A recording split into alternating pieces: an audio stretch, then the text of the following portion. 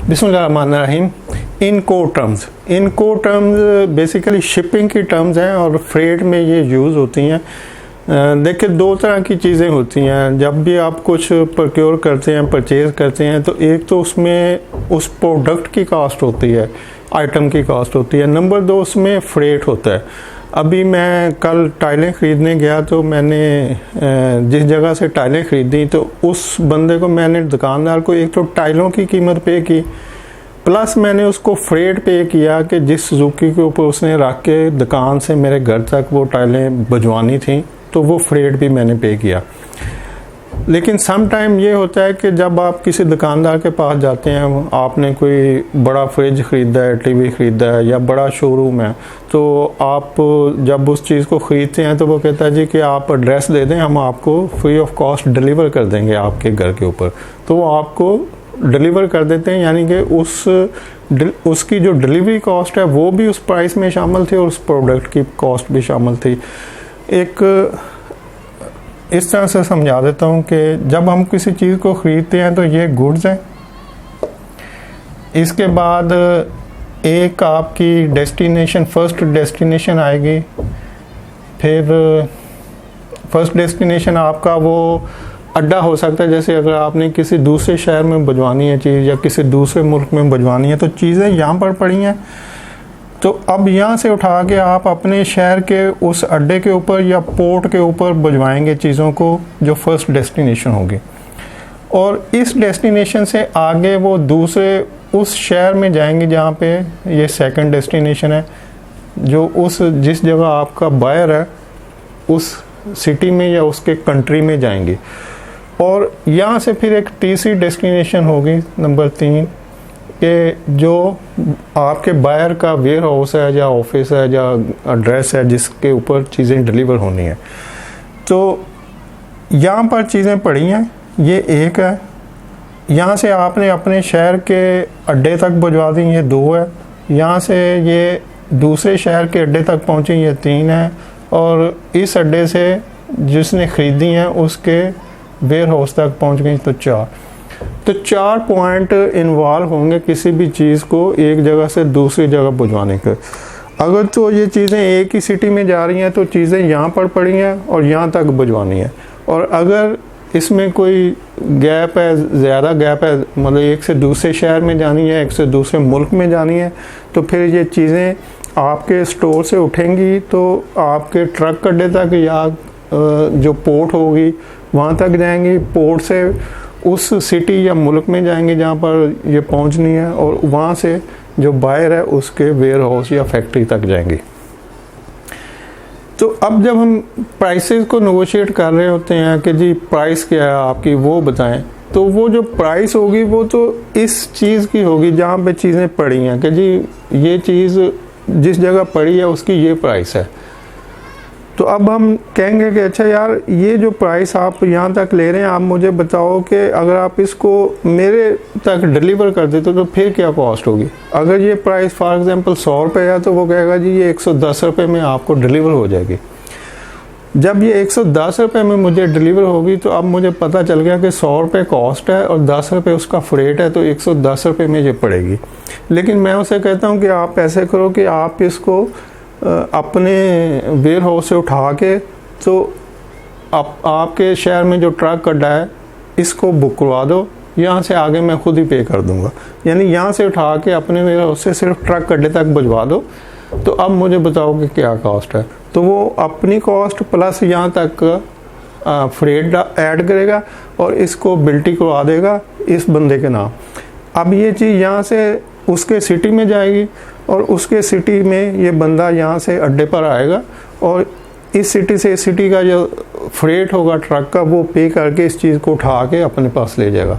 यानी एक तो वो यहाँ तक का फ्रेट पे करेगा और यहाँ से चीज़ उठा के अगर वो अपनी गाड़ी में लेके जाता है या कोई हायर करता है तो उसका भी फ्रेट पे करेगा, तो ये फ्रेट ऐड होगा। एक और कंडीशन है कि वो कहे कि नहीं, आप इसको अपने वेयर हाउस से उठा के मेरे शहर तक पहुँचा दो, यहाँ पर जब पहुँचेगी तो मैं यहाँ से पिक कर लूँगा कि जी आप मेरे शहर में जो ट्रक अड्डा होगा वहाँ तक का फ्रेट पे कर दें और वहाँ से आगे मैं रिसीव कर लूँगा। तो फिर वो यहाँ से यहाँ तक का फ्रेट और इस ट्रक अड्डे से अगले उस शहर तक का फ्रेट भी ऐड करेगा और वो बता देगा। और नंबर 3 कि यहाँ से मुझे डायरेक्ट भिजवा दें, जैसे कोरियर से भिजवा दें या ट्रक अड्डे से भिजवाएं और ट्रक अड्डा खुद डिलीवर करे, तो डिलीवर कर दें तो फिर क्या फ्रेट होगा।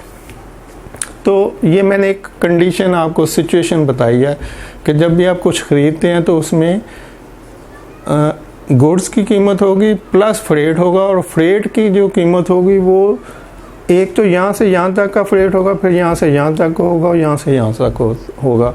तो ये जो सारे फ्रेट हैं ये सेपरेट फ्रेट होंगे। सेपरेट इसलिए होंगे कि समटाइम जो ख़रीदने वाला होता है वो कहता है कि जी मुझे आपके शहर का तो पता नहीं है वहाँ पे क्या फ्रेट आए, तो आप ये भी खुद पे करके कीमत में डाल दें और यहाँ से यहाँ तक भी फ्रेट खुद पे कर दें, कीमत में डाल दें। लेकिन जब मेरे शहर में पहुँचेगी चीज़ तो यहाँ से मैं खुद पिक कर लूँगा, मुझे पता है मैं नेगोशिएट कर लूँगा, मैं यहाँ पर कम भी फ्रेट पे कर सकता हूँ या अपनी गाड़ी में भी ला सकता हूँ, तो मुझे बस आप यहाँ तक रखें, इसके आगे मैं खुद करूँगा क्योंकि ये मेरे कंट्रोल में है।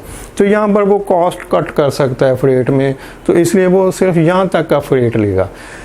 लेकिन हो सकता है कि ट्रक अड्डा उसके रिलेशन में हो, उसका रोज़ कोई माल आता हो उस सिटी से और वो उसके रिलेशन में हो, उनको पता हो कि भी मैं ट्रक अड्डे से एक मुनासिब रेट ले सकता हूँ, तो वो अपने बायर से कहेगा कि बस अपने वेयर हाउस से सामान उठाओ, इस ट्रक अड्डे तक भिजवा दो और इस ट्रक अड्डे को बुक करवा के 2 पे कर दो कि जी फ्रेट वो पे करेंगे जो इसको रिसीव करेंगे, तो आगे मैं खुद ही देख लूँगा। तो अब गुड्स यहाँ से उठी और ट्रक अड्डे पर बुक हो गई, गुड्स की कीमत आ गई और ट्रक अड्डे तक पहुँचने का किराया उसमें ऐड हो गया। यहाँ से आगे का किराया बायर खुद देगा और यहाँ से आगे वो रिसीव भी खुद करके आगे उसको भी खुद ही पे करेगा। अब ये उसके कंट्रोल में, उसको पता है कि यहाँ पे मैं ट्रक अड्डे से कम रेट ले सकता हूँ और यहाँ से आगे भी मैं कम रेट ले सकता हूँ, तो मुझे ज़्यादा क्यों पे करना है, तो मैं सिर्फ यहाँ तक का किराया उससे ऐड कराऊँ कीमत में। तो मकसद ये कि आप इस सिचुएशन पे ख़रीद लें, इस पे ख़रीद लें, इस पे ख़रीद लें, इस पे ख़रीद लें, ये बायर की मर्ज़ी है कि वो जो फ्रेट है उसको कितना कंट्रोल कर सकता है, कितना फ्रेट उसके कंट्रोल में है। और अगर नहीं है तो वो सीधा कहेगा कि भाई आप ये चीज़ें डायरेक्ट मुझ तक पहुंचाओ और जो भी कीमत आती है फ्रेट की उसको कॉस्ट में ऐड करके मुझे बता दो तो मैं पे कर दूंगा। अब ये जो डिफरेंट सिचुएशन है 1 2 3 4 इनको टर्म कहते हैं, यानी कि शिपिंग की जो टर्म्स हैं वो क्या हैं। तो इसको एक एक करके देखते हैं। EXW का मतलब है एक्स वर्क। एक्स वर्क्स होता है कि जिस जगह चीज़ पड़ी है, यानी कि चीज़ अगर यहाँ पर पड़ी है तो ये एक्स वर्क्स है। जब हम कोटेशन में लिखेंगे कि हमें एक्स वर्क्स प्राइस दें तो वो जो प्राइस होगी उसमें किसी किस्म का कोई फ्रेट ऐड नहीं होगा और वो प्राइस सिर्फ जिस जगह गुड्स पड़ी हैं वहाँ की होगी। तो अब इसके साथ वो लिख देगा एक्स वर्क्स के साथ कि जैसे मैं लाहौर में हूँ तो मैं जब भी कोटेशन दूंगा तो मैं लिखूँगा एक्स वर्क्स लाहौर, कि ये जो कोटेशन है ये लाहौर में जो स्टॉक पड़ा है मेरे पास वहाँ की कीमत है, इसमें आगे जो भी फ्रेट ऐड होगा वो आप पे करेंगे। तो एक्स वर्क से मुराद है कि जिस जगह चीज़ पड़ी है। FCA इसको FOB भी कहते हैं, FCA भी कहते हैं। FCA का मतलब है फ्री कैरियर या फ्री ऑन बोर्ड।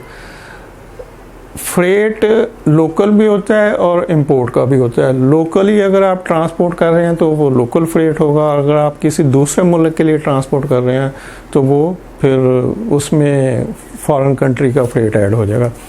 तो फ्री ऑन बोर्ड से मुराद है कि जो आपकी बंदरगाह है आपके कंट्री की, तो उस बंदरगाह तक का फ्रेट उसमें शामिल हो। जैसे अगर सियालकोट से कोई कंटेनर एक्सपोर्ट के लिए निकलता है और उसने UK जाना है तो उसकी जो FOB प्राइस होगी वो सियालकोट से कराची तक का फ्रेट उसमें ऐड होगा और उसकी गुड्स की कॉस्ट होगी, तो उसको कहेंगे FOB कराची, कि कराची तक का फ्रेट और उसकी कॉस्ट प्रोडक्ट की शामिल है।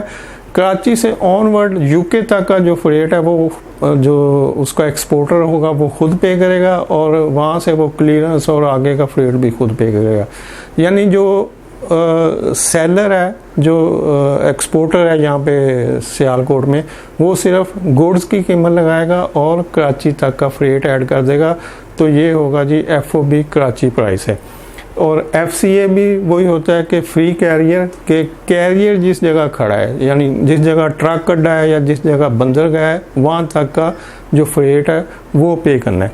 यानी ये गुड्स की प्राइस है और ये ट्रक अड्डा है या ये बंदरगाह है, तो गुड्स की प्राइस प्लस ट्रक अड्डे तक की प्राइस, तो इसको हम FCA कहेंगे या FOB कहेंगे। कि FOB प्राइस या FCA प्राइस क्या है कि गुड्स की प्राइस और जिस जगह गुड्स पड़ी हैं उस शहर में जो अड्डा है, ट्रक अड्डा या बंदरगाह, वहाँ तक का किराया उसमें शामिल है और उससे आगे जो ख़रीद रहा है वो खुद ही पे करेगा। CPT या C&F ये कॉस्ट एंड फ्रेट होता है, कॉस्ट प्लस टैरिफ या कैरियर पेड, या C&F कॉस्ट एंड फ्रेट। तो बुक में चूंकि CPT लिखा हुआ है, लेकिन कॉमनली जो हमारे पाकिस्तान में टर्म यूज़ होती है वो C&F है। बुक में FCA लिखा होता है, लेकिन इसको हम FOB, जो कॉमनली हमारे पाकिस्तान में ट्रेड टर्म यूज़ होती हैं, उसको FOB कहते हैं। तो इसलिए मैंने FCA के आगे FOB लिख दिया है और CPT के आगे C&F लिख दिया। C&F होती है कॉस्ट एंड फ्रेट, यानी कि इसमें कॉस्ट भी शामिल है और फ्रेट भी शामिल है। तो ये कहाँ तक होगा, ये यहाँ तक होगा नंबर 3, कि गुड्स की प्राइस भी शामिल है और फ्रेट भी शामिल है। उस डेस्टिनेशन जो उसका जो बायर है उसकी जो डेस्टिनेशन होगी जहाँ पे गुड्स अनलोडिंग होगी। जैसे अगर सियालकोट से कोई कंटेनर UK के लिए गया है, मैनचेस्टर के लिए गया है, तो जो सियालकोट में गुड्स की कीमत है वो प्लस जो मैनचेस्टर तक का फ्रेट है वो उसमें शामिल होगा। तो मैनचेस्टर में वो खुद ही उसकी क्लियरेंस करवाएगा और वहाँ से उसको पिक करके अपने वेयर हाउस तक ले जाएगा। ये फ्रेट उसके एंड पे आएगा जो ख़रीद रहा है। लेकिन गुड्स प्लस मैनचेस्टर तक का जो फ्रेट है, यानी कॉस्ट एंड फ्रेट, वो यहाँ तक शामिल होगा। इसको कहेंगे CPT या C&F, कॉस्ट एंड फ्रेट के गुड्स और कॉस्ट यहाँ तक जो ख़रीदने वाले की डेस्टिनेशन सिटी है वहाँ तक का फ्रेट पे है।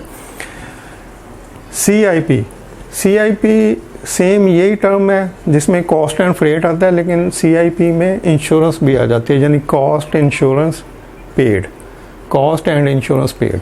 तो ये कॉस्ट एंड इंश्योरेंस पेड से मुराद है कि जब सियालकोट से UK तक कोई कंटेनर जाएगा तो उसकी कॉस्ट इतनी है और उसकी इंश्योरेंस हमने इतनी पे की है और फ्रेट इतना पे किया है, और इन तीनों का कम्बिनेशन जो है वो इतनी अमाउंट बनती है।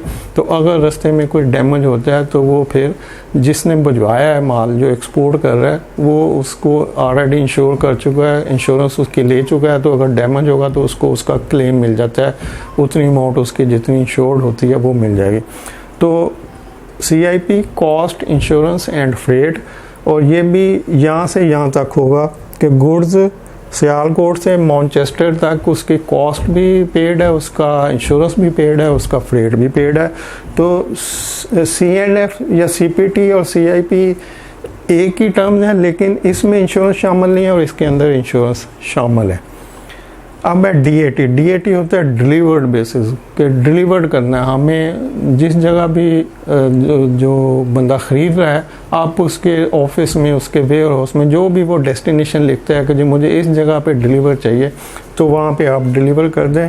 तो यहाँ पे गुड्स भी, कॉस्ट गुड्स की भी शामिल होगी, फ्रेट उसके सिटी तक का भी शामिल होगा, अगले सिटी तक का भी शामिल होगा, और यहाँ से उसके वेयर हाउस में डिलीवर करने का भी शामिल होगा।